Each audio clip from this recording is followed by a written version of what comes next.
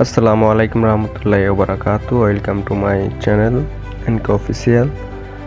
দেখেন, ফেরাউন যখন পতন হয়েছিল তখন টানা 40 দিন বৃষ্টি হয়েছিল। আর আমাদের এই সোনার বাংলাদেশে যখন বন্যা হয়েছিল, অনেকে মনে হয়েছিল যে এটা মনে হয় আমাদের প্রাপ্য। আসলে এটা আমাদের প্রাপ্য। যে পাপগুলো আমরা করতেছি আইলি জাইলিমের যুগে মারাত্মক জিনা, ব্যভিচার, অন্যায়, পরকীয়া সব কিছুতে আমরা যুক্ত হয়েছি। এর জন্য এই খরাতে বন্যাতে যে পরিমাণ বৃষ্টিপাত হয়েছে, আমাদের আশেপাশে সব কিছু ডুবে গিয়েছে। ডুবে যাওয়ার পরে যে পাপগুলো জমেছিল সব ধুয়ে মুছে সব সাগরে চলে গেছে।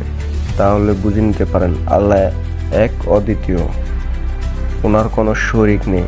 উনি অতি দয়ালু ও মহান অনুভূতি। তাই আমরা এখনো ইসলামের পথে আসতে হবে, জীবনটাকে সাজাতে হবে। তাই বেঁচে থাকতে একটা মুহূর্তের জন্য ইসলামকে বিলুপ্ত হতে দেওয়া যাবে না। ভালো থাকবেন, সুস্থ থাকবেন। আগামী কোনো পর্বে আবার দেখা হবে কোনো এক নতুন ব্লগ নিয়ে। আর আমার চ্যানেলটিতে যদি কেউ নতুন হয়ে থাকেন অবশ্যই সাবস্ক্রাইব করে দিবেন। আসসালামু আলাইকুম।